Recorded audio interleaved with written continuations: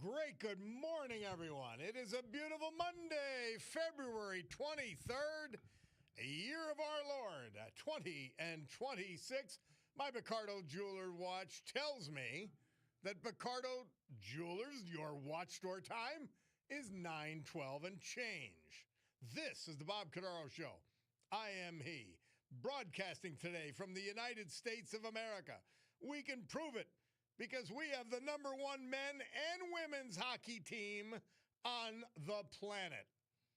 It's also the place where the brave, like the veterans we've lost, but salute today thanks to John Basiliga and his great Eastern roofing systems. Like Max Human, Schick Shinny, Joseph Yedlock, Ashley, Glenn Black, Mayfield, John Jack White, Archibald, Edward Shemansky, Trescow, and William Bryan, Wilkes-Barre. The United States of America, founded with a certain knowledge and understanding by our incredible, irreplaceable, amazing founding fathers, that government is not, shall not be, cannot be our parent, our guide, our direction, our salvation. Not any of these things, but is nothing more than a necessary evil we require to organize and protect society. The United States of America, the country where, for the first time in human history, freedom was declared to be an unalienable right granted to each individual by God. It's not something that can be parceled out to groups. It's not something that can be controlled by government or government officials, because our great American Constitution ensures and codifies freedom of speech, freedom of religion, freedom of association, economic freedom, and freedom of the press, no matter how they use it, because we're free to ignore them. Now, armed with these freedoms, and only because they had them, uniquely in history, a ragtag bunch of immigrants, rejects, and their progeny from all over the world created the richest, most powerful, most culturally diverse and accepting nation ever to grace our planet Earth. America, the only place specifically invented and designed so that every American can live their life in the manner they choose, unlimited by their background, upbringing, race, color, or creed, unhindered by the government or those who would use government to control others for their own comfort, benefit, or power, i.e. the Democrat Party and the establishment. This Bob Cordaro Show will always be convincingly conservative, lovingly logical, proudly and passionately patriotic, and reliably right. And so we gavel to order this meeting of the Club for Common Sense, promising you that we are committed to common sense. And because of that commitment, we will provide a sanctuary of sanity for all who would love to bathe and luxuriate in it in a world that's gone insane. And the Democrat Party is the leader, and the left-wing lunatics are the leaders of that entire movement. It's just frightening. I watched the game yesterday, and I admit I could not watch the whole thing. I watched the first period, and then I watched most of the third period, and, of course, the overtime. Now, it didn't have, and everybody's got to admit this, it didn't have the excitement and the sheer euphoria of 1980, and I didn't experience it, but 1960, but certainly 1980, when our amateurs defeated the Soviets. Yeah, middle of the height of the Cold War, the whole bit. We're suffering under Jimmy Carter's malaise, the malaise he caused, by the way. He properly diagnosed it, but he didn't realize he was the cause. Again, self-awareness on the left is almost impossible. But man, they didn't have a good game. And see, there's your championship teams. The ones that could win when they're not playing at their best. Now, the goalie, he played at his best and kept them in the game. And so they win, and the guy who scored it, that's why I played Jack's commentary. I was listening to it, gave me tears in my eyes. Same thing when they raised the flag. I mean, these guys were just, they were playing for America. They were patriotic. They were everything that an Olympic athlete should be. And those disgraceful idiots who had to have negative comments, well, they didn't fare very well, did they? You had we had an American of Chinese descent. I'm forgetting the names, and the names aren't important. Who went over and got paid millions of dollars to skate for China.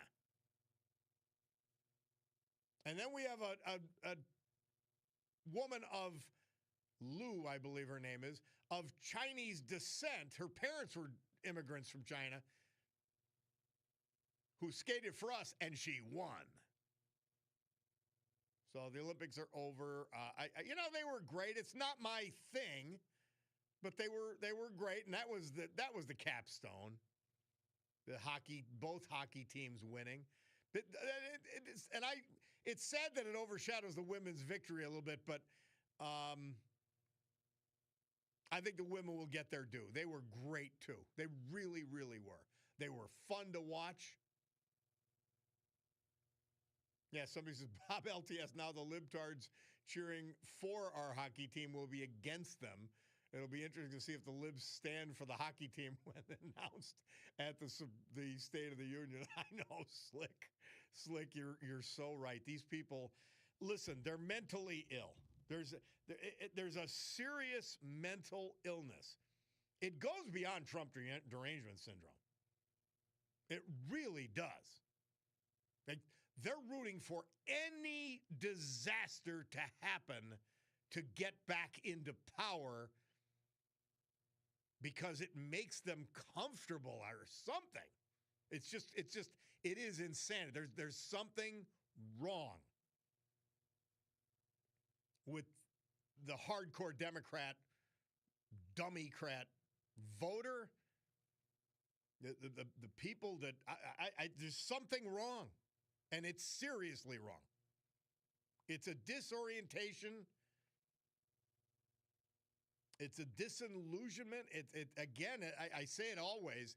If you're for the Democrat Party's policies, you are divorced from truth, fact, and reality. They lie about and that was the other thing that happened. We talked about it on the day that the Trump tariffs getting knocked down. I did not think, and this is not Monday morning quarterback, I did not think that the statute, the 1977 statute that they imposed them on, because it required an emergency. And if you wrote the meaning of emergency, well, some on the Supreme Court don't have a lot of respect for Roberts. The three women idiots, they are just beyond comprehension and beyond saving. Amy Comey Barrett, I like her. And I saw that I felt that there were constitutional rationales, not that the three lunatic leftists would pay any attention. They were just going to vote against Trump, period.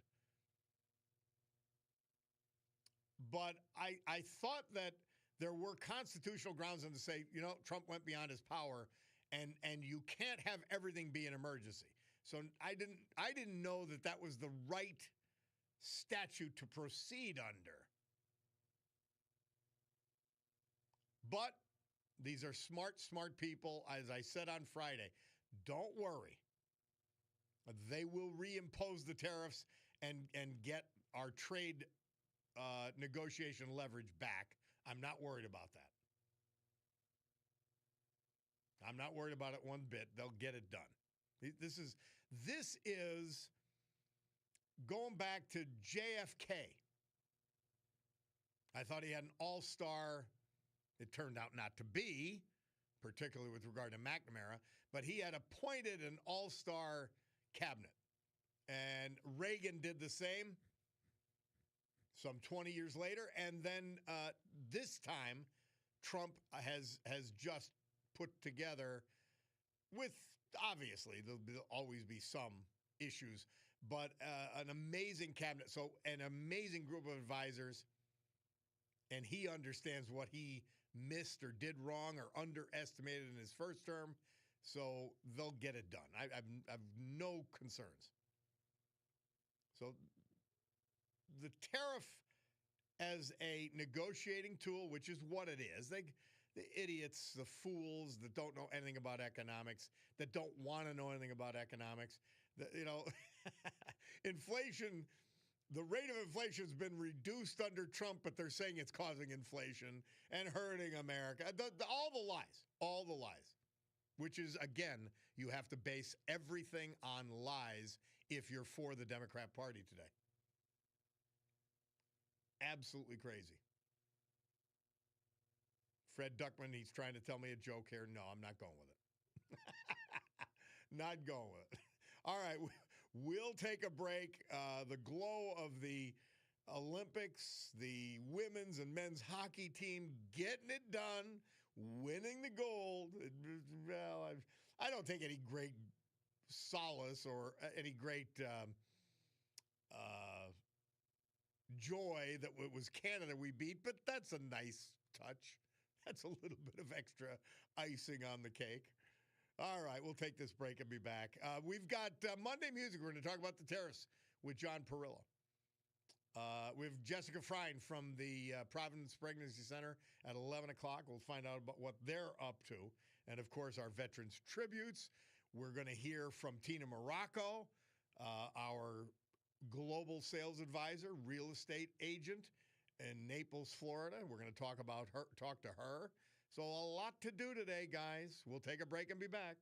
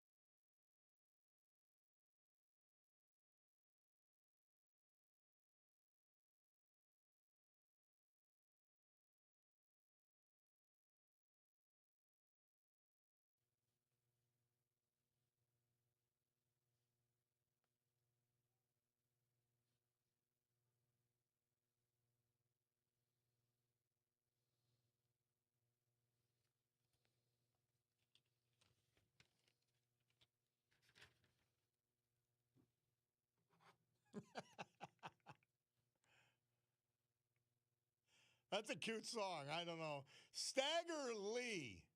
Lloyd Price. Have you ever heard of him before?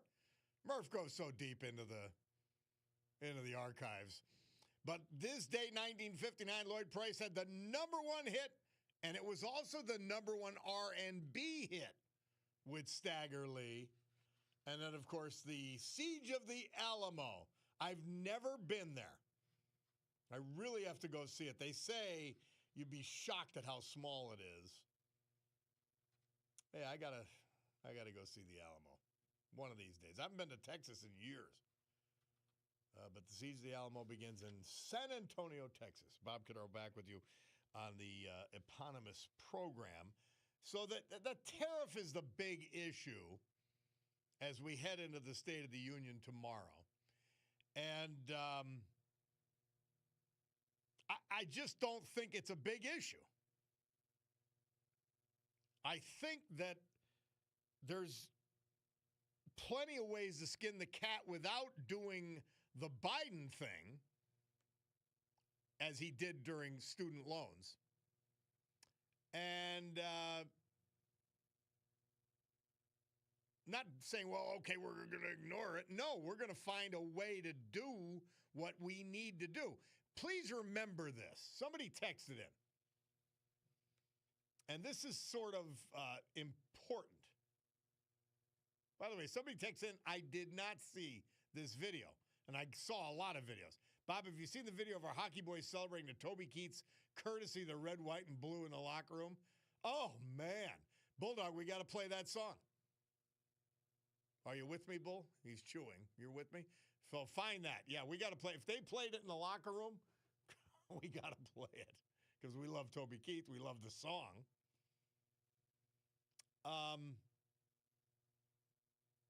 Let's see what we got here.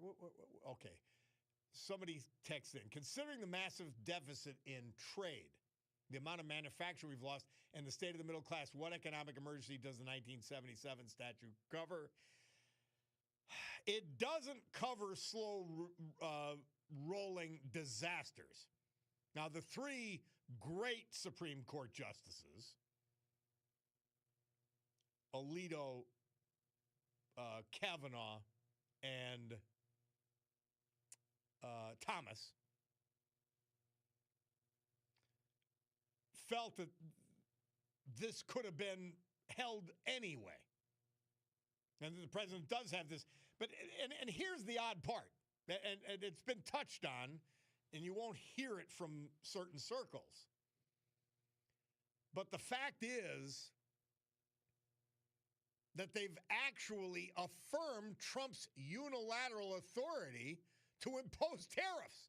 Now, the contradiction in the decision, seeming contradiction, I say. The Supreme Court majority acknowledged, now you'll never get the three fools to vote with this, it doesn't matter, but it says essentially Trump could cut off trade. He can embargo a country, but he can't impose tariffs. I get it. I understand why.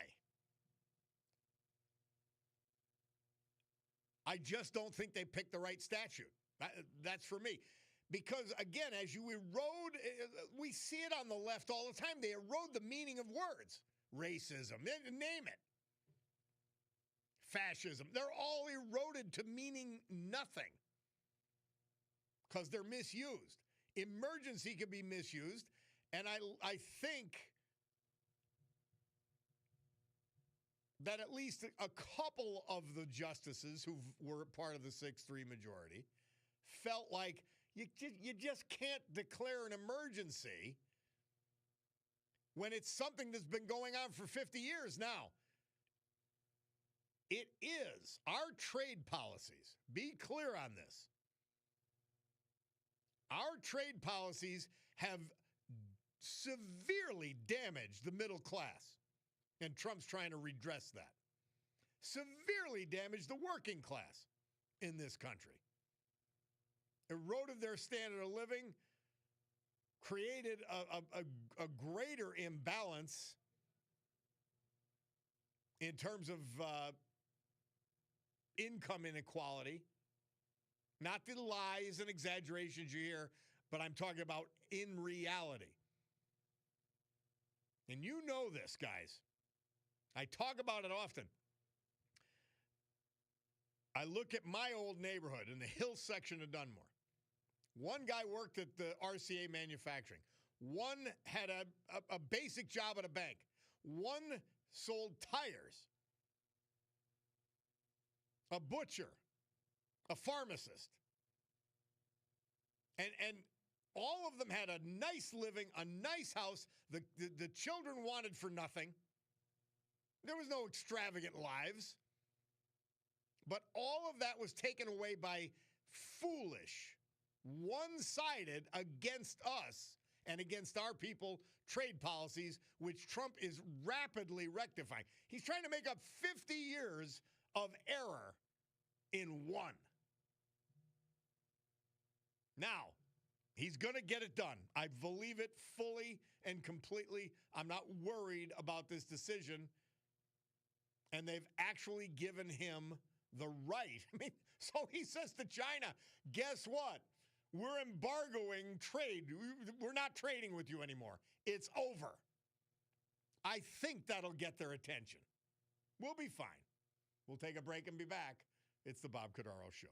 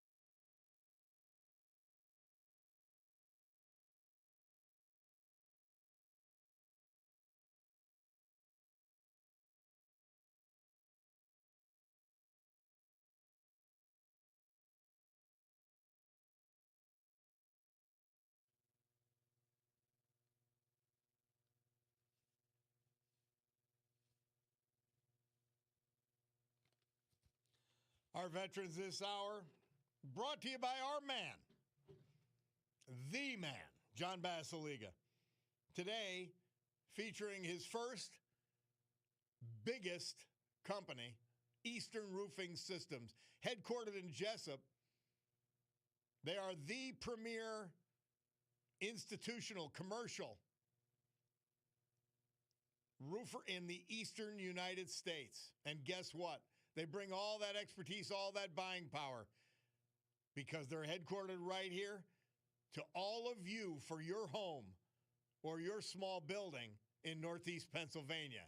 Eastern Roofing Systems. Max Human, Navy and Air Force veteran. He was 92. He was from Shikshini. We lost him January 8th. He was living in Berwick. Born in Lake Ariel, a graduate of Lake Ariel High School. He served us for 4 years in the U.S. Navy. He wasn't done serving us yet because he did 6 more years in the U.S. Air Force. Incredible.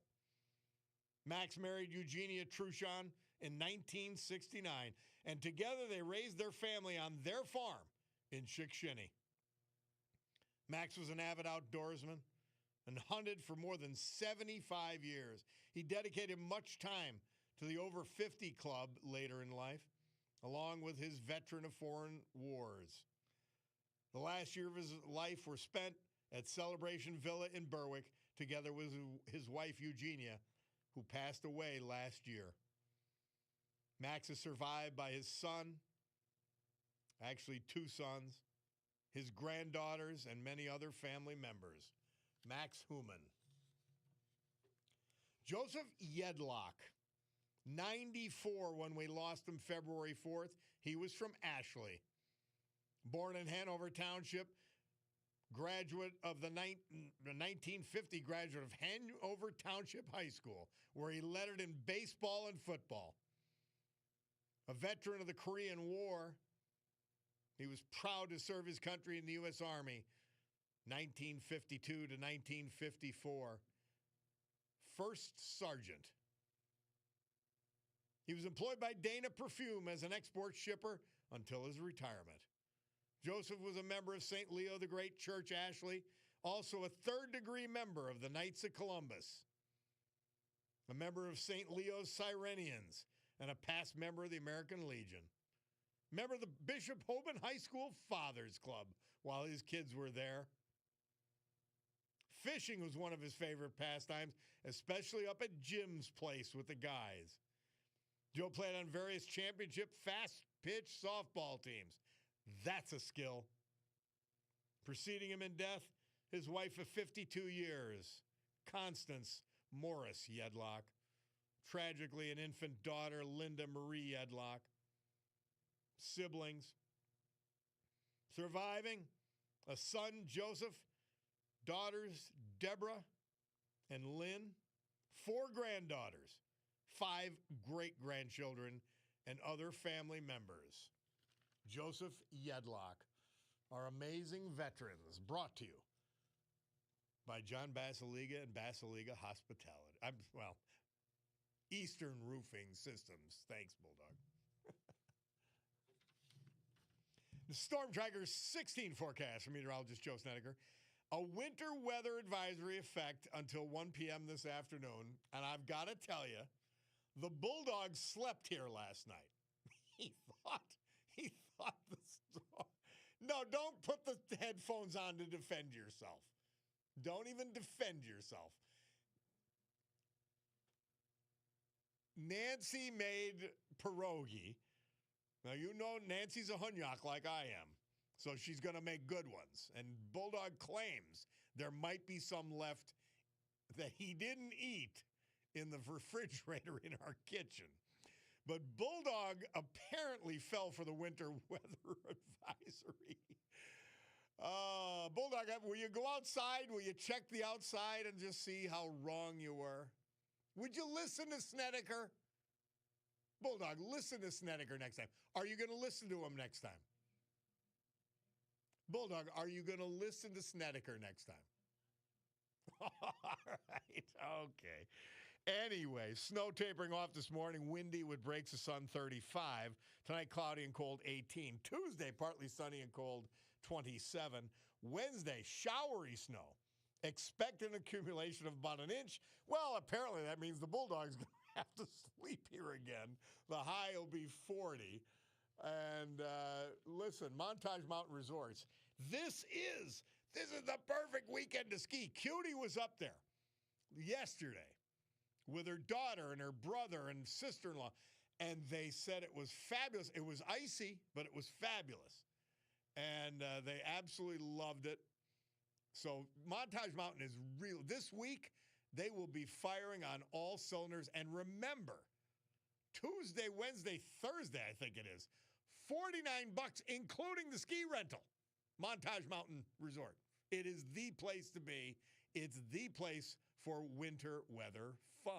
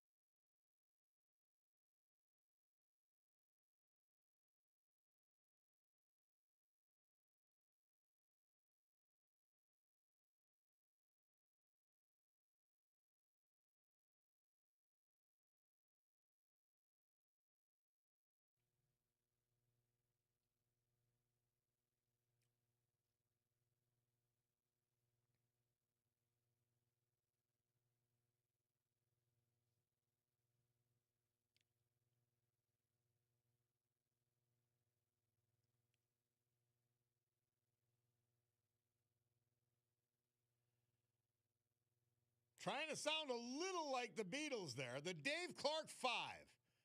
They released their hit Bits and Pieces, Murph says. This date, 1964. Bob Cordaro back with you on WILK. Do you see how insane they are? And it's not solely reflecting white. I don't. By the way, I don't like when they call them liberals because they're not. Lunatic white women. Lunatic white women. They're insane. Oh, I don't care how much they steal. We don't want to hurt their feelings.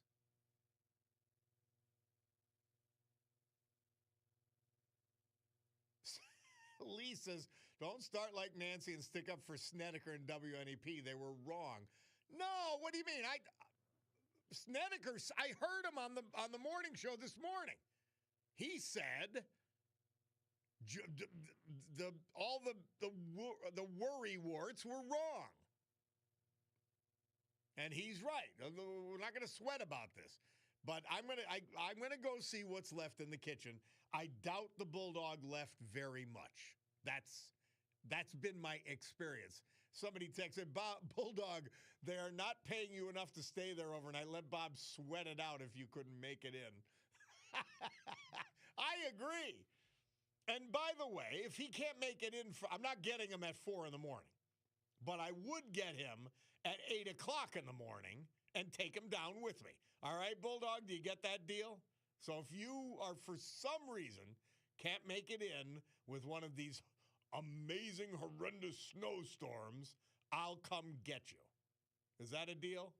Me and Bulldog have a deal. All right, we'll take a break. Bob Cordaro, WILK. We will return.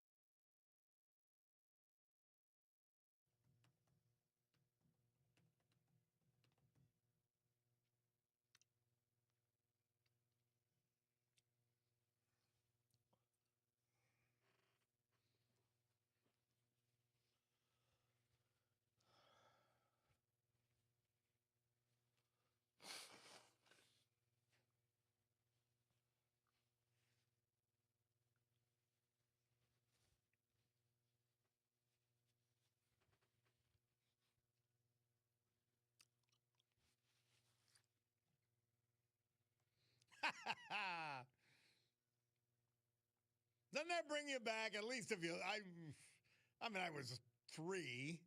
Well, not quite 3, actually. Because February 23rd, 1964, the Beatles made their 3rd consecutive appearance on the Ed Sullivan Show.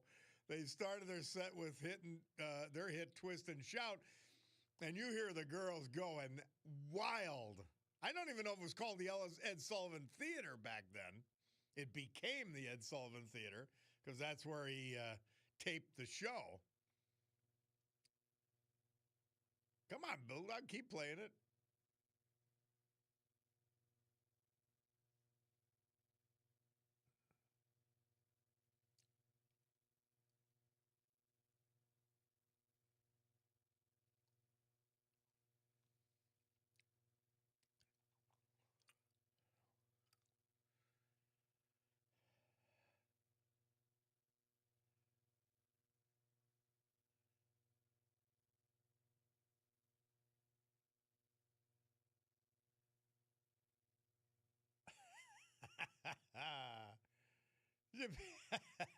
You picture all those girls with the old hairstyle and glasses screaming, crying, yelling.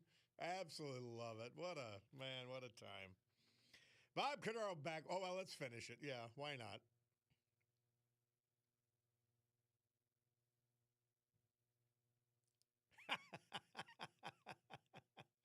I'm sorry, that was fun. And I know that a lot of fuddy-duds said, oh, look at their hair. Look at it. Oh, Lord. Twist and Shout. Murph brought that up today, and good music history. So, Navy guy is saying somebody on, I don't know what it is, Ipawa on Facebook nailed the weather as they always do. He says Snedeker's just jealous. Snedeker nailed this. I read the weather. It might have been Allie Gallo. I don't remember on Friday. Allie was with us for part of the week. I think it was her on Friday. NEP's really good on the weather, but the weather's the weather. Nobody's on all the time. Nobody. So, hey, so our friend Stacey Garrity, our governor candidate, and state treasurer Stacey Garrity, she's going to be at the State of the Union Tuesday. So we're going to get her to call in on Wednesday to talk to us about it. I got to tell you, I'm not a huge fan of Trump's speeches.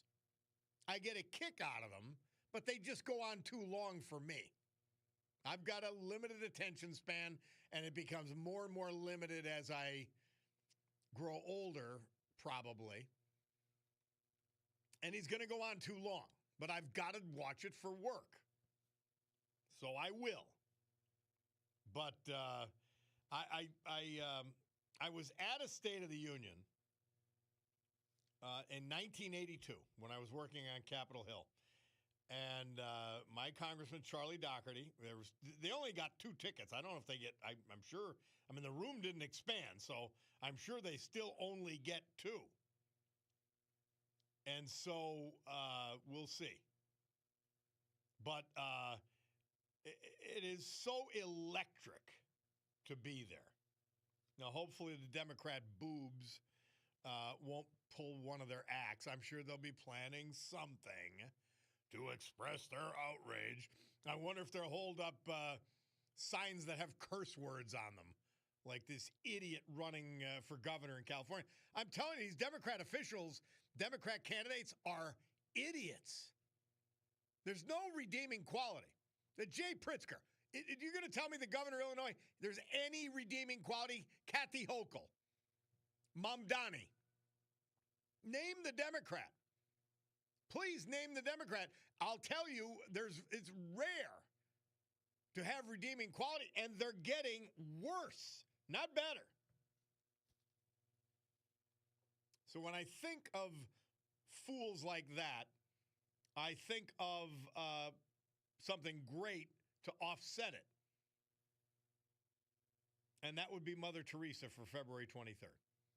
She said, if someone feels that God wants him to transform social structures, that's an issue between him and his God. We all have the duty to serve God where we feel called.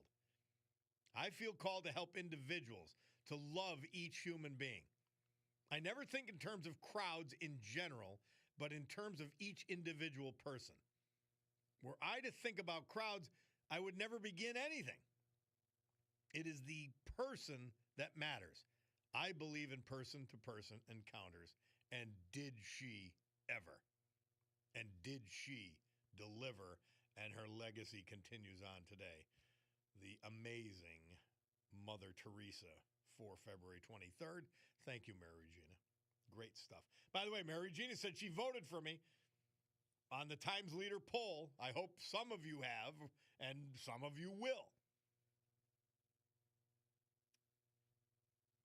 There's a disc jockey, and it's my friend Jeff Walker, and I know the other guys, and they're all great. I just want you to vote for me so I'm not going to be embarrassed, okay? That's all. By the way,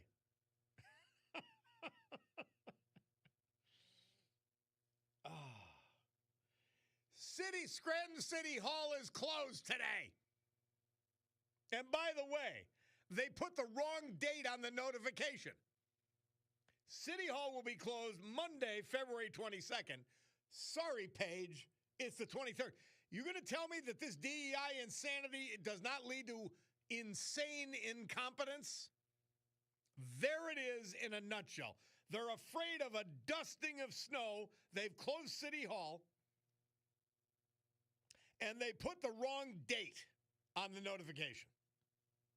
This is the insanity. John points out weakness. Oh, it is clearly weakness. They're afraid of their own shadow when they're not using government to overpower other people. It's all about insecurities. Wow, they closed City Hall. Scranton City Hall is closed today. I didn't even bother to sweep my sidewalks. It was that little bit. I didn't brush my car off. I just put the wipers on. Unbelievable. Unreal. All right. Well, Picardo Jewelers, your watch store, tells me that the time is 10:01, and so does my Picardo Jewelers watch. So let us do that. We'll take a break. Brian Hughes has the news. We'll come back, and we got Monday Musings with John Perillo on the tariff situation. We'll be back.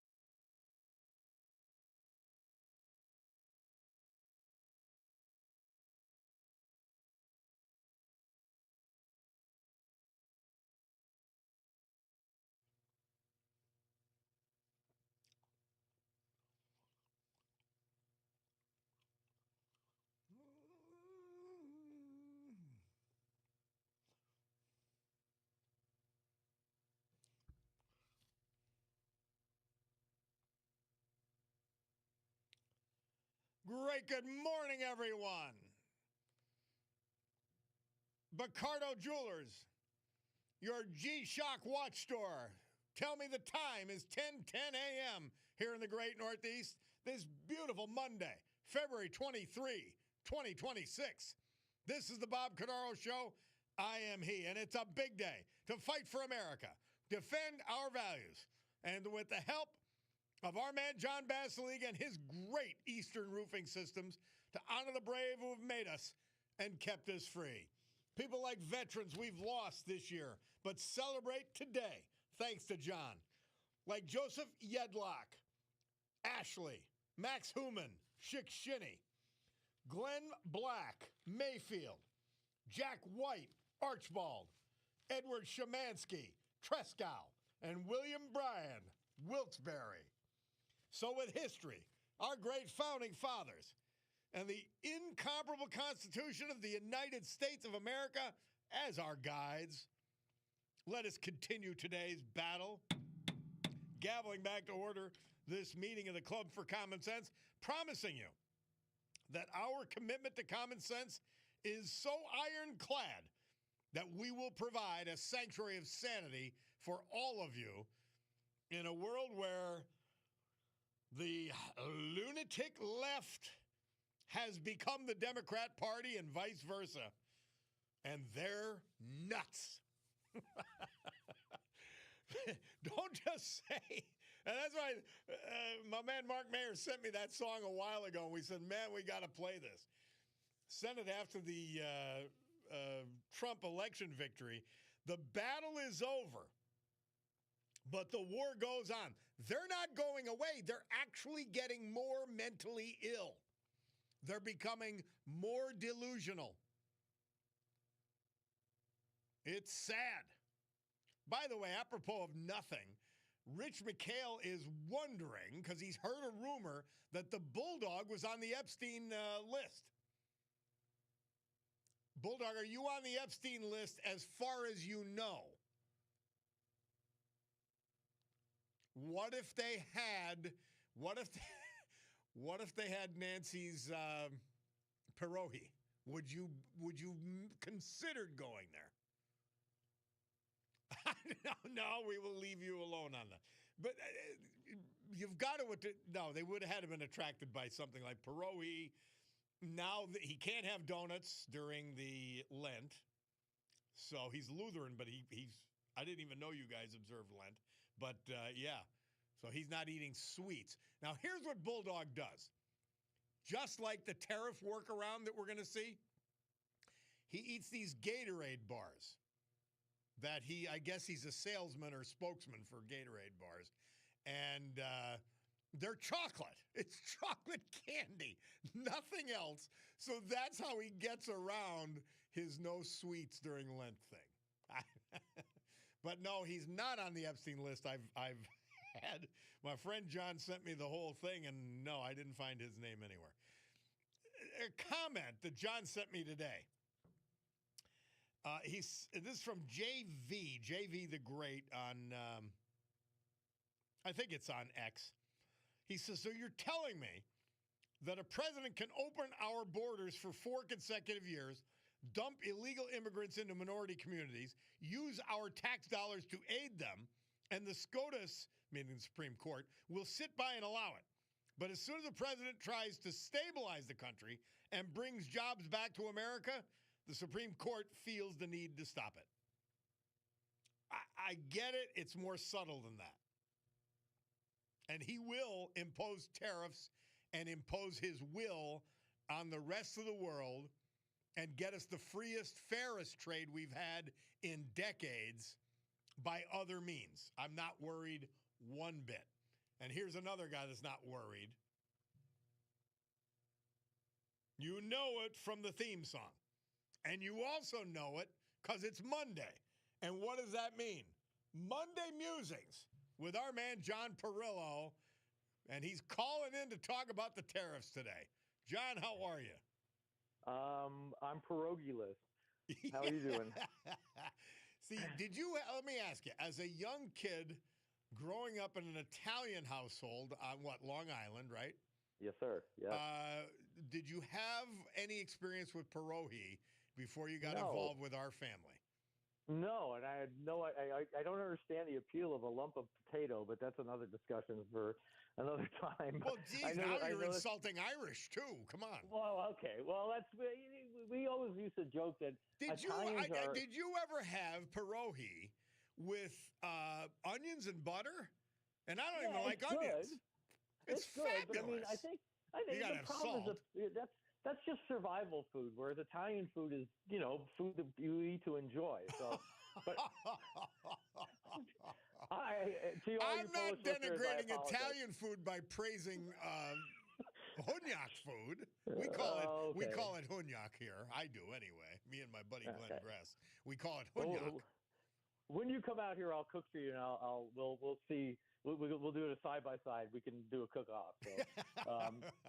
So, but I wanted to address, because there's a lot of silliness in some of the comments about the Supreme Court decision, and for your listeners, I'm going to try to just summarize the key findings, because at its essence, the Supreme Court basically said that the power to tax under our Constitution rests with Congress.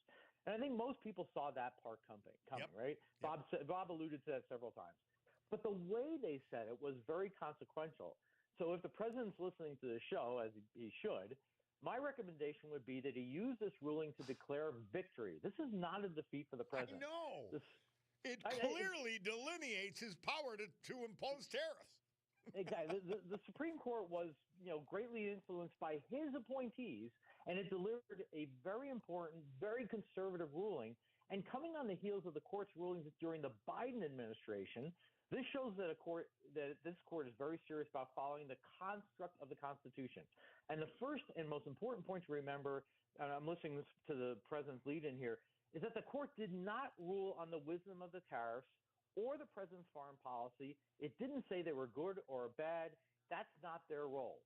Their only role was to decide what was constitutionally acceptable and what's not.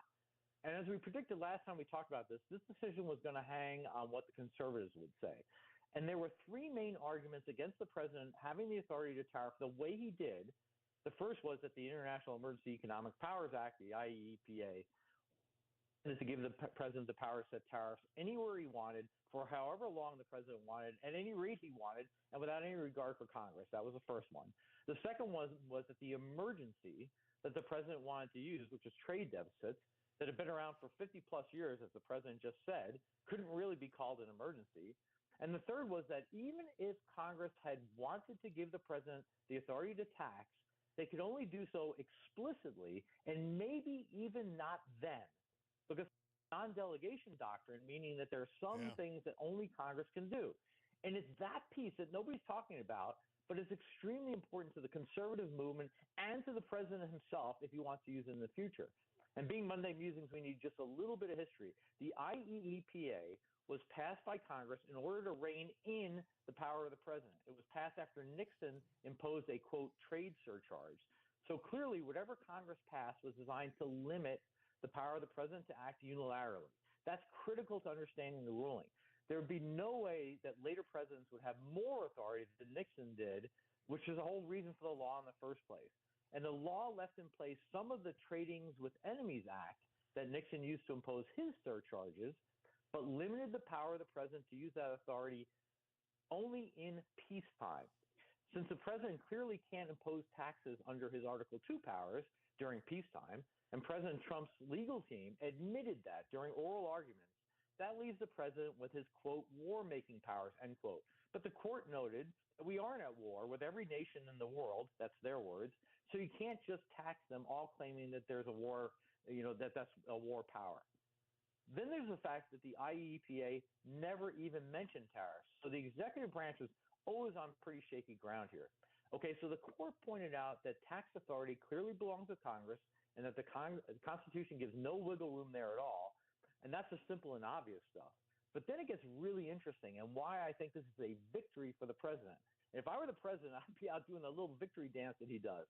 The court then reviewed their previous decisions during the Biden presidency and cited them, which gives them more authority, where they ruled against President Biden's very broad reading of the Constitution. So in the student loan amnesty case, which is Biden versus Nebraska, in the emissions ruling, which is West Virginia versus the EPA, in the eviction moratorium case, which is Alabama Association of Realtors versus the Department of Health and Human Services, in each of those rulings, the court said the Biden administration was trying too hard to read executive authority into the gaps in what the law actually said.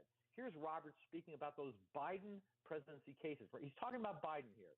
The government claimed broad, expansive power on an uncertain statutory basis, but context counseled skepticism. That context included not just other language within the statute, but constitutional structure and common sense, end quote. Oh my gosh. For those of us who claim to be conservatives, this is an extremely important comment. Just because some ambiguity in some text of some law exists, it doesn't allow a future president to ignore the very obvious framework of the Constitution. Even better for listeners to this piece, Roberts goes on to quote Federalist 58 that the power to tax is a core constitutional power of Congress. So even if they intended to give that away, that core power, they would have to do so explicitly. And even then, they probably don't have the authority to do so. This president claimed that he had these powers during an emergency. And remember that anytime anyone of either party tells you there's an emergency, they're coming for your wallet or your rights. The court's majority said about using emergency powers, quote, all it takes to unlock that extraordinary power is a presidential declaration of emergency, which the government, and in this case this was the President of the United States, asserts is unreviewable, meaning that the government, any government saying this or anything else is an emergency makes it an emergency. The opinion goes on to say, quote, the only way of restraining the exercise of power then is a veto-proof majority in Congress, end quote. Well, yeah, the bottom line is you don't get to say emergency and then take powers from the other branches of government. And amazing how you can take this week's musings, this last week's musings, and add it to last week's, and we talked about this drift towards totalitarianism globally, and you can see how that happens, right? Whether it's COVID or climate change or trade, if anything that any government says is an emergency, that gives the government and the president of either party unlimited powers. The court rightly said you can't do that. And I was pointing out, we have to take a break. I was pointing out to the audience that, to our family. I was pointing out to our family here today, just like words like racism and fascism have no meaning because it's been destroyed of meaning by misuse. Emergency was no longer having any meaning. But John Perillo's with us. Yeah. Monday Musings. We're going to take a break. We're going to come back with John after this.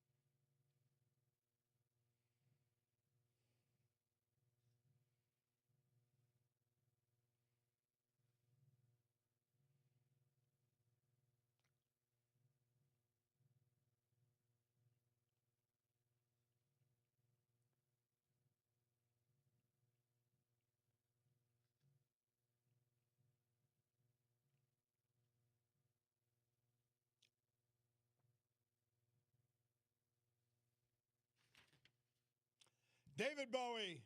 Murph says this date, 1974. He moved into the top 10 UK charts at number 9 with his hit Rebel Rebel.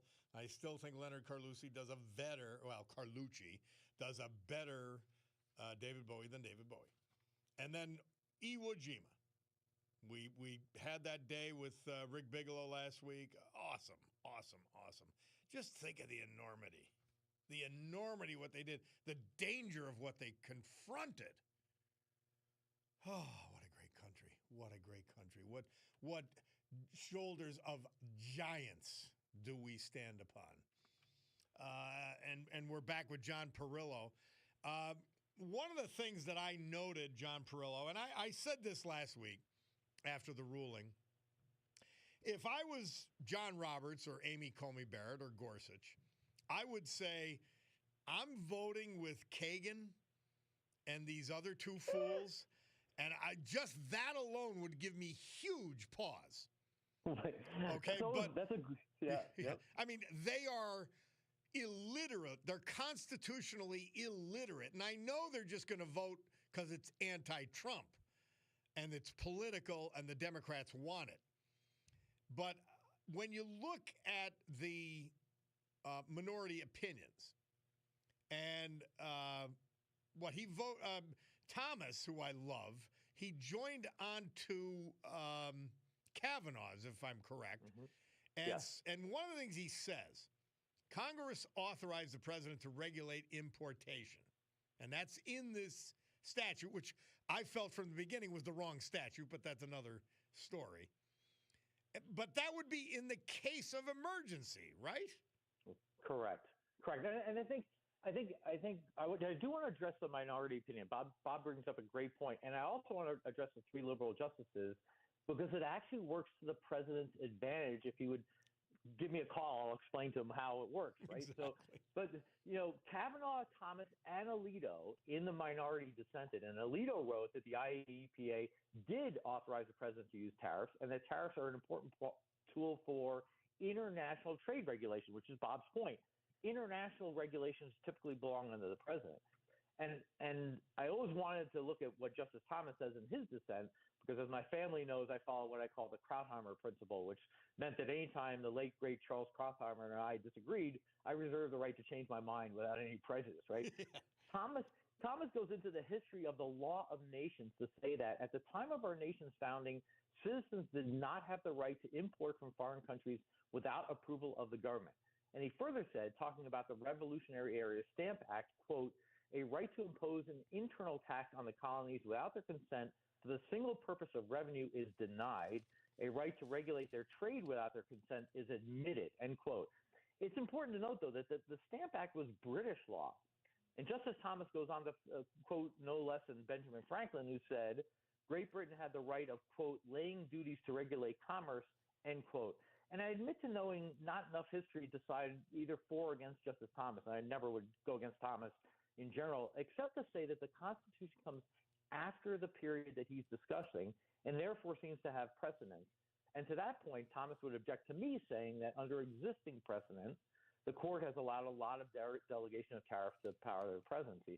But the majority disagreed. The majority of the justices disagreed, saying that the very plain separations of power set forth in the Constitution take precedence.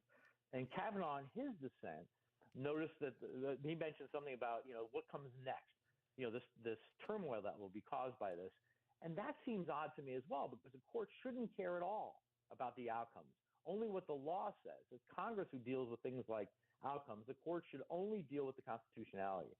But back to the majority, I do want to quote Gorsuch one more time in his separate concurrence. Several listeners to the show actually sent me this quote, so I assume that the justice is a fan of this show as well as the president is. Justice Gorsuch says, quote, for those who think it important for the nation to impose more tariffs, I understand that today's decision will be disappointing. All I can offer them is that most major decisions affecting the rights and responsibilities of the American people, including the duty to pay taxes and tariffs, are funneled through the legislative process for a reason. Yes, legislation can be hard and take time, and yes, it can be tempting to bypass Congress when some pressing problem arises, but the deliberative nature of the legislative process was the whole point of its design. If history is any guide, the tables will turn, And the day will come when those disappointed by today's result will appreciate the legislative process for the bulwark of liberty that it is, end quote. That quote, this is why I think this is a victory for the president. I would argue that this concurrence, now with the effect of any major Supreme Court decision, is more important than the decision itself. Those two paragraphs will be quoted now whenever we get into the issue of an imperial presidency. And remember, 3 liberal justices agree with the decision. This is why I think it's a victory. Again, Gorsuch has done much more in those 2 paragraphs to preserve the Constitution than any justice in my lifetime. And I'm a broken record on this because it's important. The process is the answer. If I get elected president 3 years from now and I can do whatever I want, I'll be pretty happy with that outcome. But in that scenario, you wind up with an imperial ruler and not the republic that our founders set up to guarantee your freedom as a family out there as listeners, right? And if you think that our president was right or wrong in imposing those tariffs, you can and should communicate with your senators and your representatives who, can follow the process. The president's tariffs aren't dead. Only the imposition of them by one person is. That's the whole essence of that court ruling. And again, I think this is a great victory for the president. And I did see an email that Congressman Muser sent out on the subject, and I've heard him on your show. He seems like a really solid guy. And he said some things in that email that are right, and some things that are a little less right. And his first point was that trade has been unfair for a long time, and I grant that. Our current tariff climate came out of post-World War II when our economy was physically undamaged and Europe was devastated. I mean, they've been bombed everywhere. So we gave favorable trade terms to Europe to rebuild, and that was a long time ago. That you'll hear the phrase Bretton Woods. That's where that comes from. And it's a very fair point. But the Supreme Court didn't address the wisdom of the policy, only whether the president can impose a tax using the authority of the IEPA, and the ruling was that they couldn't. And then the congressman pointed out that there are lots of other statutes that give the presidency to impose tariffs, and yes, they exist. And I'll pick one because the president on Saturday said he was going to invoke Section 122. Unfortunately, Section 122 also doesn't apply. And the reason why that statute doesn't apply is that Congress did give the president a very narrow and very temporary authority to impose tariffs to, quote, deal with large and serious United States balance of payments deficits. And what that meant was back in those days, we were on a gold standard. So if we owed a country money, we transferred physical gold. By the way, we used to do it in New York. It's a fascinating process. But we would take gold out of a vault and we put it in another vault, right? That's a balance of payment.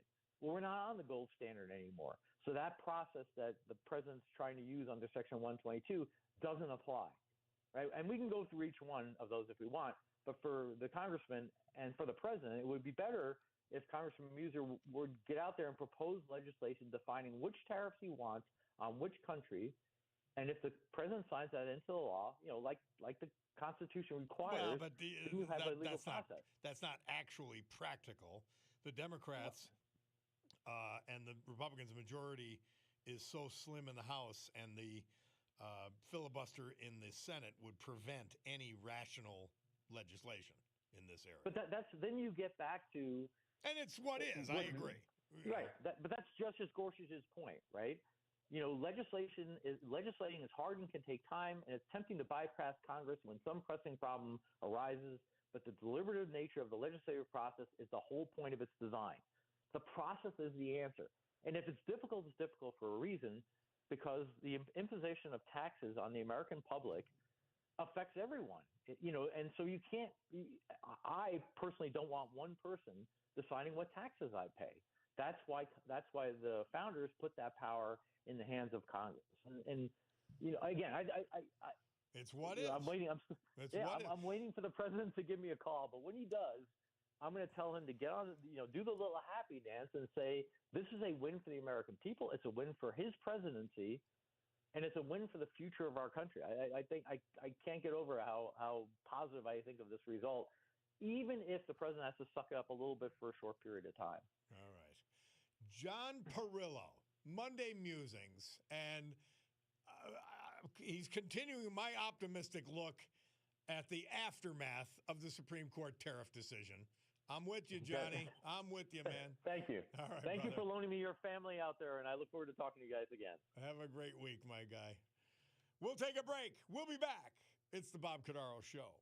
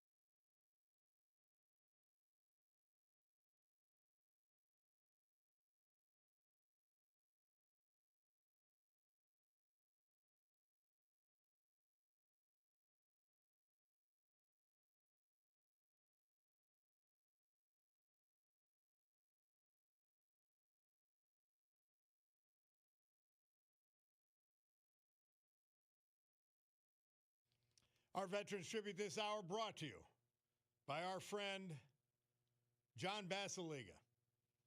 Today we feature his biggest and his first company, Eastern Roofing Systems, the premier institutional and commercial roofer throughout the eastern United States and beyond. And guess what? Since they're headquartered in Jessup, they take all that expertise, all that buying power, and they'll bring it to your roof on your home or small building right here in Northeast Pennsylvania, but only here in Northeast Pennsylvania. Glenn Black. He was but 76 when we lost him February 13th. He was from Mayfield. He passed surrounded by family and friends, survived by his wife, the former Jean Ann Yakmovitz. Born in Chelsea, Mass., the eldest of 5 children, he grew up in Salem, Massachusetts, until his family relocated to the great German PA, where he would later meet the love of his life and best friend, Jean. Proud veteran of the United States Army, dutifully serving his country during the Vietnam War, recipient of the Bronze Star. His love of country was only surpassed by his love of God and family, who he also defended and served. He had a tremendous work ethic. Employed by Thompson Consumer Electronics, formerly RCA in Dunmore, for 35 years. He then became a corrections officer at SCI Waymart. Avid fisherman, loved sports. Glenn was a loyal husband to Jean, despite his ongoing battle with multiple myeloma. He was her primary caretaker for over a year. He taught his kids the core values of family, hard work, perseverance, and fighting the good fight. He loved spending time with family and friends and will also be remembered for mixing up his favorite drink, the release valve. Glenn, I'd like to know what's in that. In addition to his wife, he's survived by his 3 children, his daughter, his 2 sons, 2 brothers, 2 sisters, 5 grandchildren, and many other family members. Glenn Black. Jack White. We lost him February 14th. He was from Archbald. I knew Jack. Born and raised in Carbondale. Graduate of Fell Carbondale Area High School. He worked at Acme Super Saver. During those years, he frequented McDonald's great restaurant, where he met a waitress who became the love of his life, Mindy Rose Marjorie White. They married in September 1978. One day in May 79, he came home from work and asked his wife, "What do you think about me joining the Army?" A life full of adventure ensued, stretching across the mainland America, Hawaii, Guam, Thailand, Europe, the Middle East. He returned here in retirement. A dedicated patriot, Jack served with distinction in the United States Army for over 20 years, specializing as a Morse code interpreter. Throughout a career defined by vigilance and technical mastery, Jack was stationed at some of the most critical hubs in the United States intelligence community. Serving at the height of the Cold War, he was given numerous decorations for his service. Following military retirement, Jack continued to serve the mission as a premier instructor of advanced signals intelligence. He returned here, and he was known for a lot of things, including never meeting a stranger. He often brought soldiers in need to his home, sharing dinner on a holiday, and much more. Jack had a passion for golf. He loved this area. He loved coming home while in service and returning here in retirement. He was thought by many as the special uncle. He's survived by his loving wife of 47 years, Mindy, his siblings, nieces, nephews, great nieces, great nephews. Jack White. Our great veterans this hour brought to you by our man John Basiliga and Eastern Roofing Systems. Storm Tracker 16 forecast from meteorologist Joe Snedeker, brought to you as always because they mean weather. Who? Montage Mountain Resort.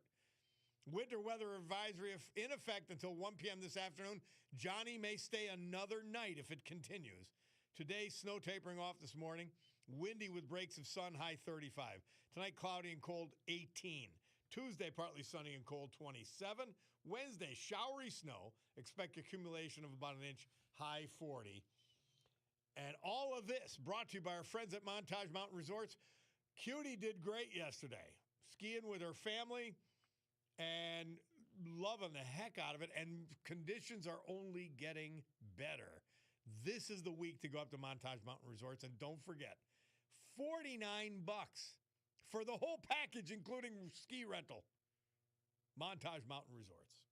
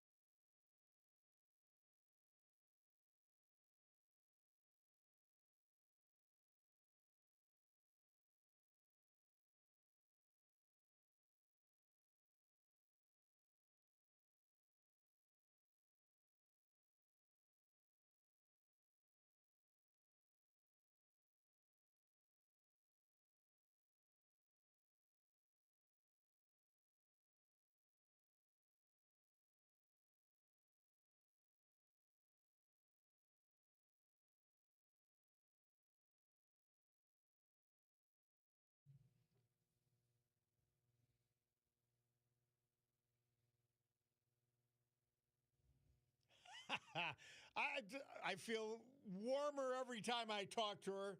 That's her theme song. Tina Morocco, Global Sales Advisor at Premier Sotheby's International, the Realtors in Naples, Florida. Tina, how are you today? I'm fabulous, Bob. How are you? I'm great. I'm telling you, I actually get warmer when I'm talking to you. All right, what's happening in Southwest Florida? Yeah, we're going through a little bit of a cold front. It's only 65 here today, so we're freezing. It'd be a nice day to wear a sweater. Exactly. Talk to me now. Tell me where you're at. Oh my gosh. So I had a really busy weekend showing a lot of waterfront properties. And it was just, from Royal Harbor to Vanderbilt Beach to, Cape Coral, like I was all over the place.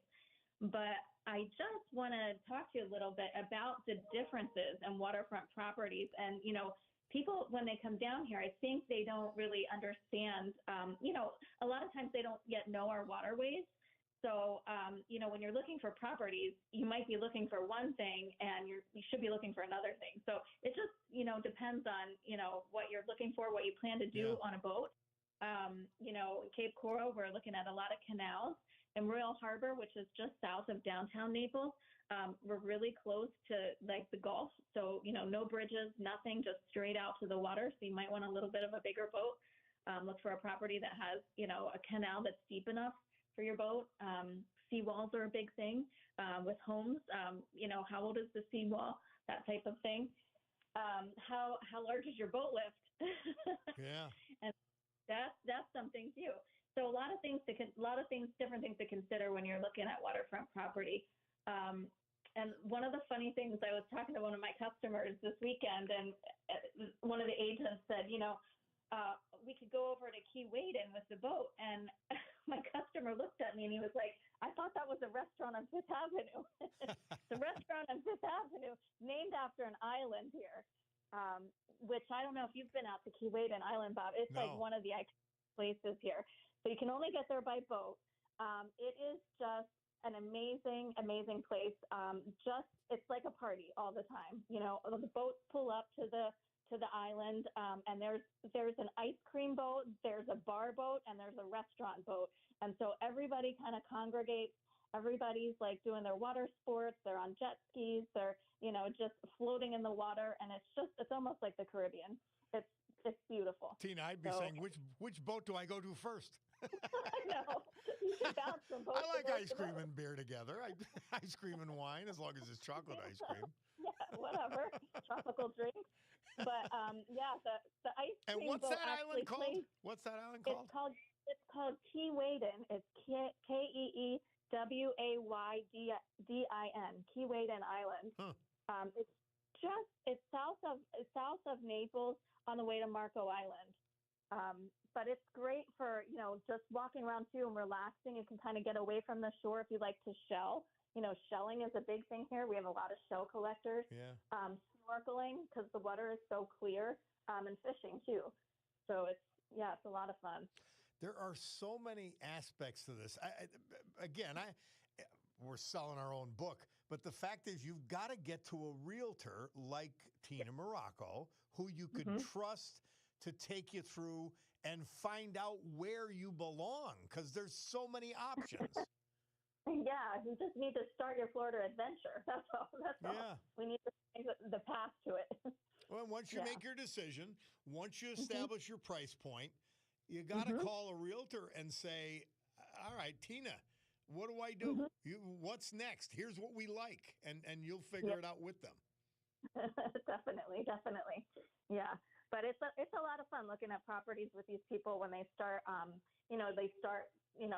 when their retirement dreams become a reality or their vacation home dreams become a reality. It's just so exciting. Huh. It's a lot of fun. That's neat. Well, Tina, thank you. We'll be talking to you again later this week. And I'm always excited. Always excited when I hear that song. You picked a great theme song. And Tina she's going to be in town this weekend. So I'm looking forward to seeing you. Yeah, I'll be calling in from Scranton, talking about Florida. All right, my dear. Tina Morocco at All right, take care, bud. Sotheby's International, Naples, Florida. You can look her up there, or you could go to her own deal, which is Tina Morocco, MURACCO.com.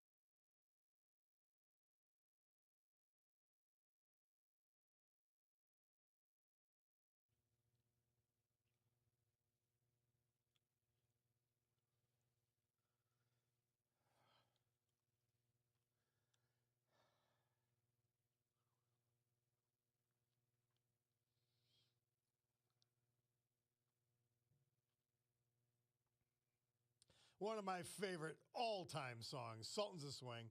This date, 1979, Murph Says Dire Straits began their first U.S. concert tour at the Paradise Club, Boston, Massachusetts. He chose Sultans of Swing, which is our favorite. Hey, we got only a minute left, but Donald, fire away. Donald in Pittston. How are you, brother? Yeah, the tariffs. It's a political body. You had Sotomayor and the DI and the Kagan and Brown, who can't even identify who a woman is. Yeah. So it's really turned into a political body.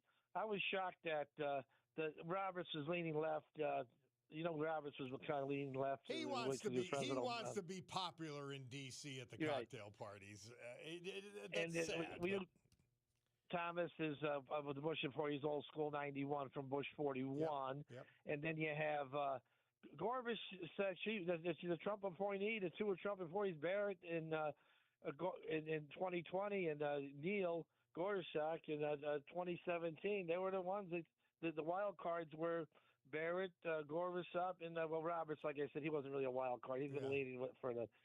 But I don't know. Trump was using these tariffs. Did you hear John Perillo this morning and what I was my commentary on Friday? I don't think it's not outright a horrible decision. Although if I was Gorsuch, if I was Comey Barrett, I'd be saying if I'm on the same side as those three silly ninnies, I would be concerned just on that alone. But there's other authorities. I didn't think that this 1977 law was the best basis on which to proceed, but they decided to. They're going to reset and they're going to get it done. They will. I hope so, because he said it was stopping wars. He'd go to him and say, "I'm going to put a tariff on you if you start this war," and whatever, instead of going to the United Nations with sanctions and stuff. That's what Trump said himself. And it is wars. the tool to bring back the middle class and the working class. No doubt about it. I mean, eventually, everything was going overseas for cheaper wages. But I don't. The bottom line, the legislative branch, which is Congress, got to start doing their job, and they keep appointing people that don't want to make a decision, and then it winds up into the Supreme Court, just like this just transgender nonsense. They can't, like I said, they can't define a man from a woman or an illegal operation on a child. That's sad. So I hope we can get it right. Thank you. Instead of the fumbling with these issues, just vote what's right, common sense, right and wrong. They're not doing it. They're being political. That's the problem. We'll get it done. I hope they can make right. You know it. They will. Thank you. They will, Donald. Thank you, my friend. Hey, Picardo Jewelers, your Longines watch store. They tell me that the time is 11:01. So does my Picardo Jewelers watch, which says Picardo right on it. That means it's time for the news with Brian Hughes. We're going to take this break for the news, and we'll come back with Jessica Frine. She is from the Providence Pregnancy Center. We'll return. It's the Bob Cordaro Show.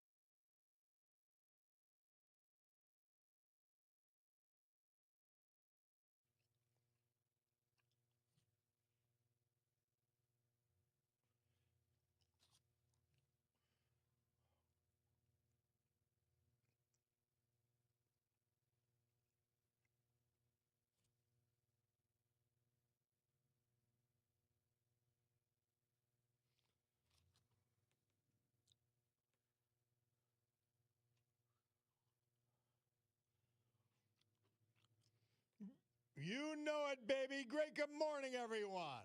My Bacardo Jewelers watch tells me it's 11:09 a.m. Yeah, that's Bacardo Jewelers, your Luminox watch store. 11:09, and it is a beautiful Monday, February 23, 2026. This is the Bob Cordaro Show. I am he. It's a big day to fight for America, defend our values, and with the help of our man John Basiliga and his first company, Eastern Roofing Systems of Jessup, to honor the brave who have made us and kept us free. People like veterans we lost this year, but celebrate today thanks to John, like Jack White, Archibald, Glenn Black, Mayfield, Joseph Yedlock, Ashley, Max Human, Schick Shinny, William Bryan, Wilkes-Barre, and Edward Shemansky, Trescow.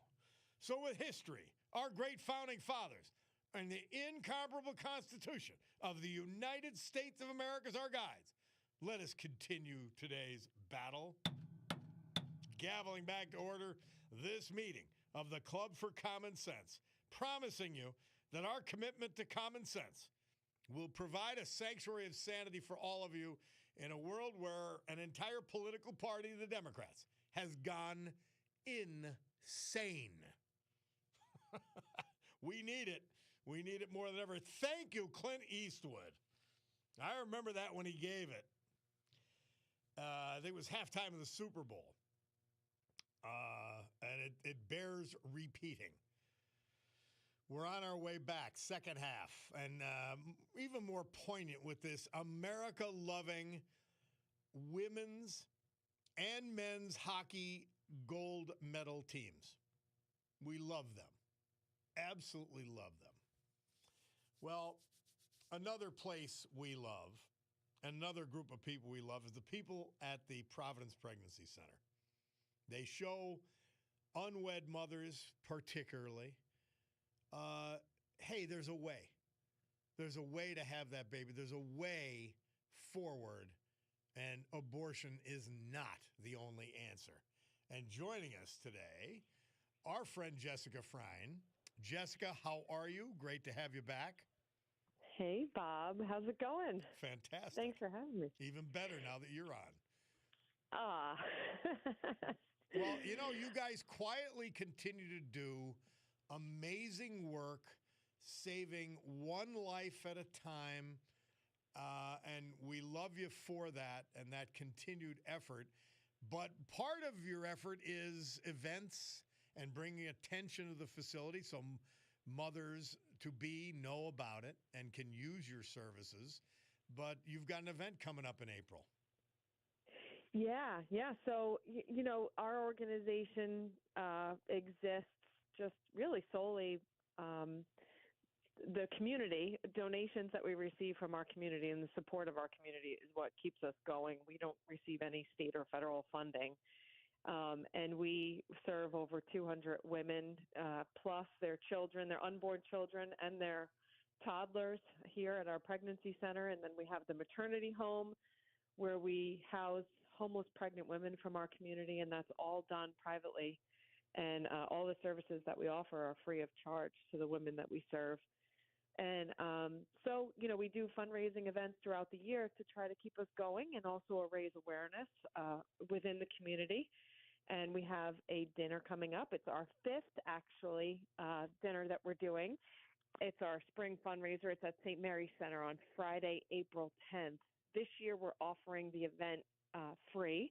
We recognize that not only is fundraising important, but also community building and community awareness around this issue is so critical to our mission. You know, people really need to be made aware. It's funny, like when volunteers come to help here and it's their first time, and I think there's just an eye-opening that happens of this like very critical need that's all around us, and yet, you know, we're not aware of it if we're not in it. And so the event serves as a twofold. It helps us raise the money and it helps us raise awareness. And it's a fun event. We have raffles, raffle baskets donated from all over this region, and really good food and good community, and just a really great, awesome group of people. It draws about 500 people every year to the dinner. And so we just wanted to make that aware to your listeners aware of this opportunity to register. It's already about halfway sold out. And so I encourage if if anyone is thinking of coming to get on there and register, you get to choose your seats right online by going to our website, which is ppcscranton.org. And if you click on the events tab, it'll take you right to where you can register online. And if you have any trouble, you can also call us. We can help, do that over the phone for anyone who needs the help. So this work that you guys do, you're focused on, I guess, the unwed mother, but any mother who's confused about their pregnancy. Well, yes, we work through the whole spectrum of pregnancy. So we have women that are coming to us at the very early stages of pregnancy, and being pro-life and even being pro-choice. If you're pro-choice, then wouldn't you also want to, support a mother's decision to have her baby and then support her through her pregnancy? Where oftentimes when we talk about being pro-choice, it's very focused on being pro-abortion. But I think anyone and everyone from both sides should support women that choose to have their babies and just need the help throughout their pregnancy. So we get that, that early undecisive mode, but most of the women that come to us have already decided to have their baby and they just really need help. A lot of women still experience domestic violence. There's a lot of poverty in our neighborhood, abandonment, just, separation from family, so they don't have a mother or a sister or a community to help them. And pregnancy is scary, whether you're married or single. I mean, I'm married. I have a great husband, and each time I was pregnant, it's a scary time in life. Yeah. So, we help with material goods like diapers and clothing and strollers, but also education and accompaniment and our house. So it's kind of a wraparound holistic approach to helping women in all stages of pregnancy. And now you say this is your fifth dinner. How many years, and obviously it took time to start it all up, how many years is the facility been going? Here on Main Avenue, this is our third year. Yeah. So we started off just like handing out baby items in our church parking lot, and then we rented a storefront in Scranton, and then this property became available, which we purchased and allowed us to expand really based on a pressing need, but also it enabled us to open our maternity home, which was really an important part of our mission. And you've had great donors, you've had great sponsors, you've had great volunteers through this whole process. Amazing community support. I mean, I don't know how far your listeners go, but I moved here from Hazleton about 3 years ago when we opened this, and I am astounded by the community in this greater Scranton area. There's just really incredible people here that want to do good and see good happen in their community. So it's as bad as the news is often, I get to focus here at a local level and see really good people at work. It's got to be a thrill to go to work there every day. It really has to. It is. Yeah, you never know what's going to happen each day, but it's always filled up with need, and even just what we see happen with the volunteers and people that come and dropping off donations. It's a beautiful work.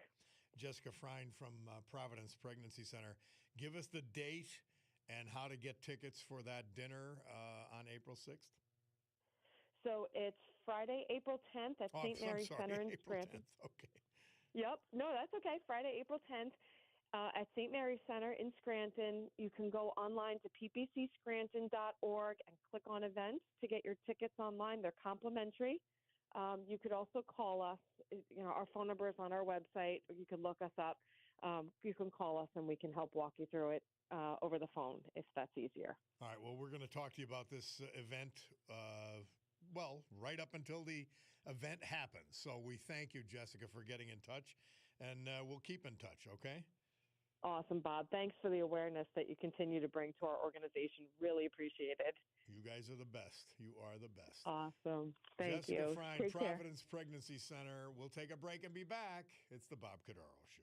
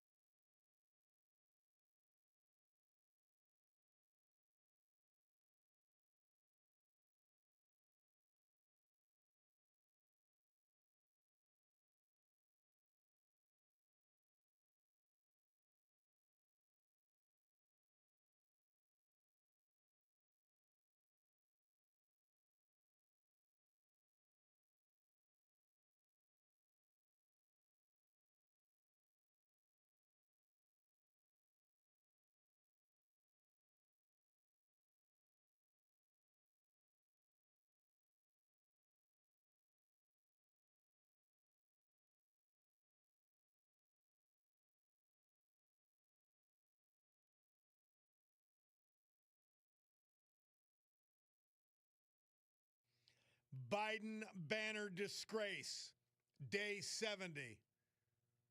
A hometown hero banner intended for veterans of our military, given to Joe Biden and hung by the Green Ridge Neighborhood Association in complete error.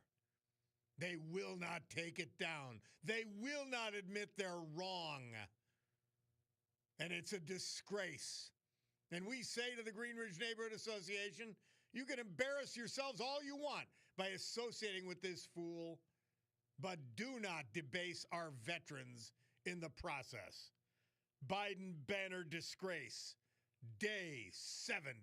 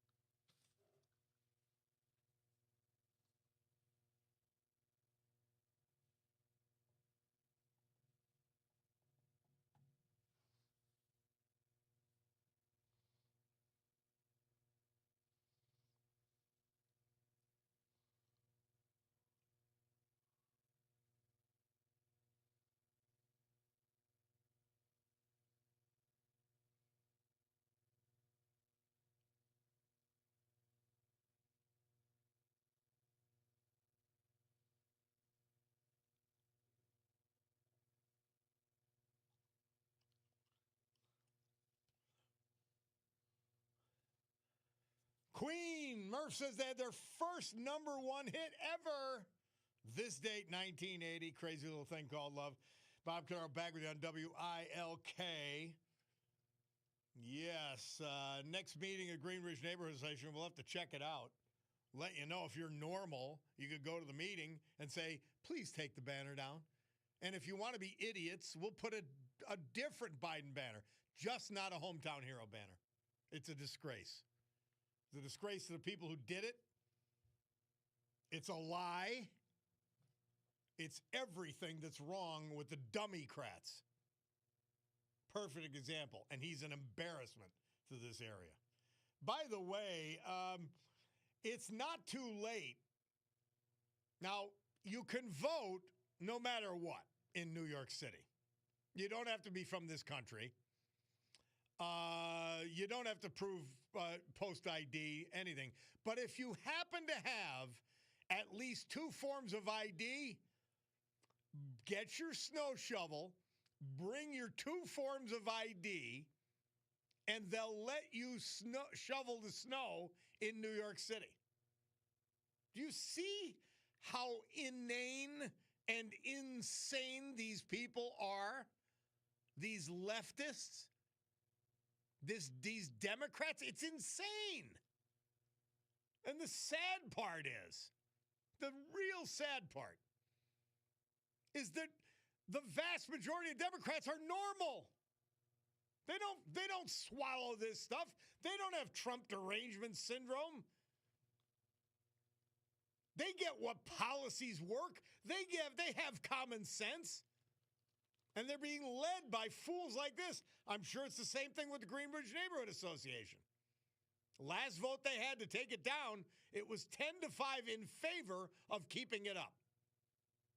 And the woman who's in charge said, as it's been related to me, well, every time he left the White House, he was in danger. And what? Disgraceful, stupid, embarrassing. By the way, Tenor Jim is upset about our commercials. He was mad about the leaf filter. Now he's mad about the other. Hey, how do you think I make a living here? They've got to pay me. I love you guys, but I can't come down here for free. I know they run a lot. But look at just when you're getting tired of it, and our people that listen to this show listen closer than most people listen to other things. I get it.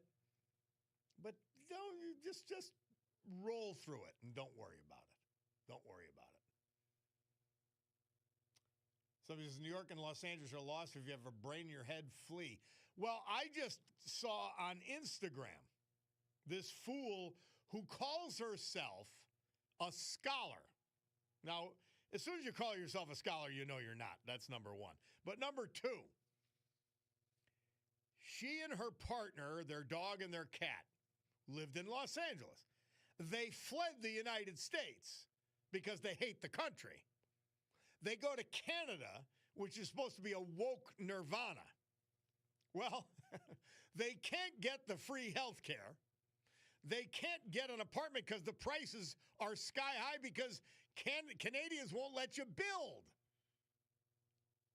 The rents are higher in the Vancouver area than Los Angeles. They can't work for at least 6 months. They can't even try to work.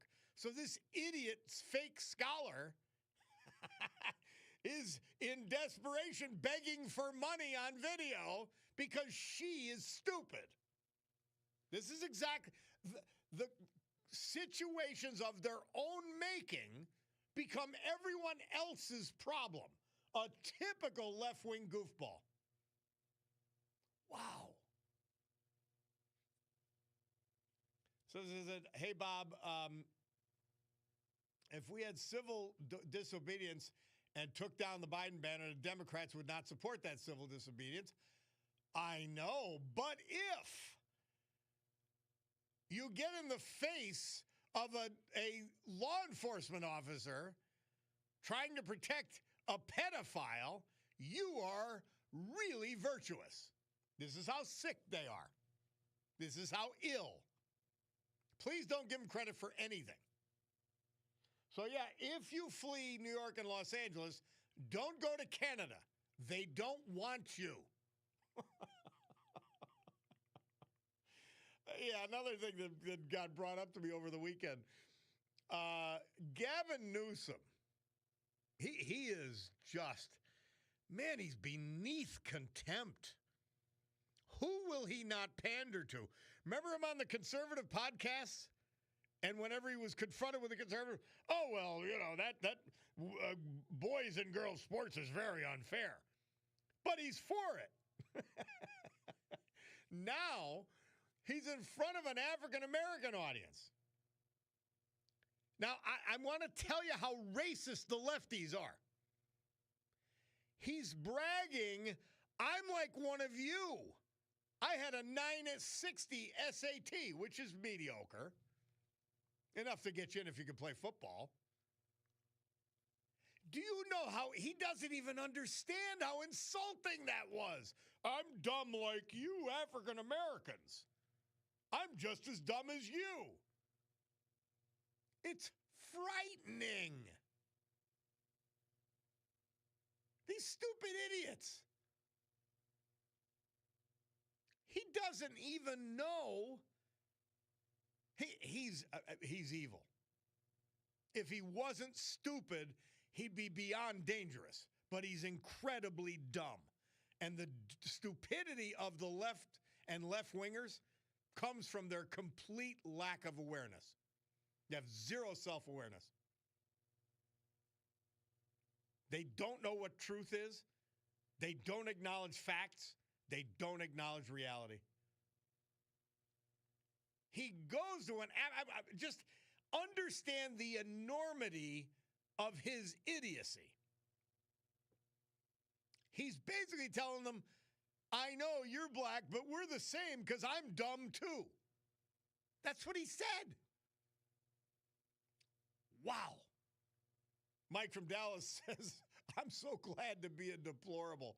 Oh, so am I.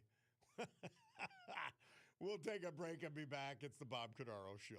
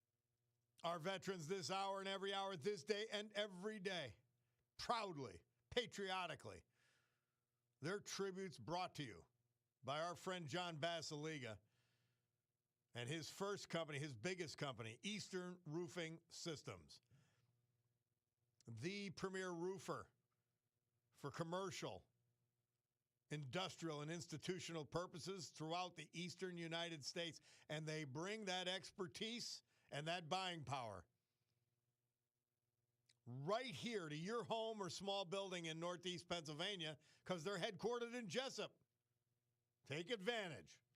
Eastern Roofing Systems. William Bryan of Wilkes-Barre. We lost him at age 93, February 10th.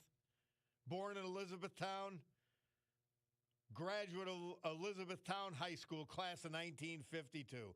He was a Marine Corps veteran of the Korean War, serving us from 52 to 54. Upon his honorable discharge from active service with the rank of corporal, he became a welder at Jetto number 7. He also drove the courtesy van at Ertley Motor World. And finally, was a security guard at the Social Security Administration building until retirement. He was a proud member of the United Mine Workers Union and the James M. Coughlin High School football and wrestling booster clubs. His gang says, our family just lost our biggest cheerleader. All the kids' games, grandchildren's events, and activities. William Bryan was preceded in death by his wife of 56 years, the former Rosemarie O'Byrne, back in 2023. Surviving are his children, their spouses, 4 grandchildren, 3 great-grandchildren, and many other family members. William Bryan. Edward Szymanski. We lost him at age 89 on February 10th. He was from Tresckow. Born in Tresckow back in 1936. He was a member of St. Michael's Roman Catholic Church in that town until it closed. Then he was currently a member of Church of All Saints McAdoo. Graduate of Hazleton High School, class of 54. Proud U.S. Army veteran. He carried that pride throughout his life. He worked at Beryllium Corp, All Steel Inc., Conlon Gunsmith, and Hart Custom Rifles as a machinist, tool, and die maker. In a second career, he operated Ed's Pest Control with his partner Zach and his grandson Tyler. Edward Szymanski was proud of the fact that he trapped over 1,000 skunks in his customers' backyards. That's amazing. I wouldn't go near one. Ed was an avid outdoorsman. He enjoyed hunting, fishing, and obviously trapping. Founding member of the Big Buck Lodge, Paradise Fishing and Hunting Club, Bears Head Sportsmen's Association, past member of the Tresckow Rod and Gun Club. He was very proud of his coal region roots, and he loved giving coal plaques to family, friends, and business owners. One of his lasting contributions was helping to place the 2-ton piece of coal, welcoming people into Tresckow. And he was involved all through the community. Surviving his wife of 67 years, the former Mary Ann Kometz. His children, his grandchildren, 9 of them, and 10 great-grandchildren, as well as other family members. Edward Szymanski, another duo of amazing veterans, brought to you by John Basiliga and Basiliga Hospitality. Storm Tracker 16 forecast from meteorologist Joe Snedeker. All of this, and it's an amazing skiing week. They're happy they're bringing the weather report this week. This little dusting helped even more. Montage Mountain Resort, the place to be. Hey, it's only $49. I'm blown away by that. That's why I keep repeating it. $49, including your rental, Tuesday, Wednesday, Thursday. It's insane. Today, snow tapering off this morning, windy with breaks of sun, high 35. Tonight, cloudy and cold, low 18. Tuesday, partly sunny and cold, 27. Wednesday, showery snow. Expect accumulation of about an inch, high 40. So while Cutie was skiing yesterday at Montage with her family, the Bulldog was hunkering down here at the radio station, fearing that he might not be able to make it in. Now, he claims that Nancy Kamen, who we know she's one of us, she's Slavonic, she made some great butter and onion pierogi. And that's why Bulldog claims he stayed overnight. Now, is that true? I know that's an exaggeration.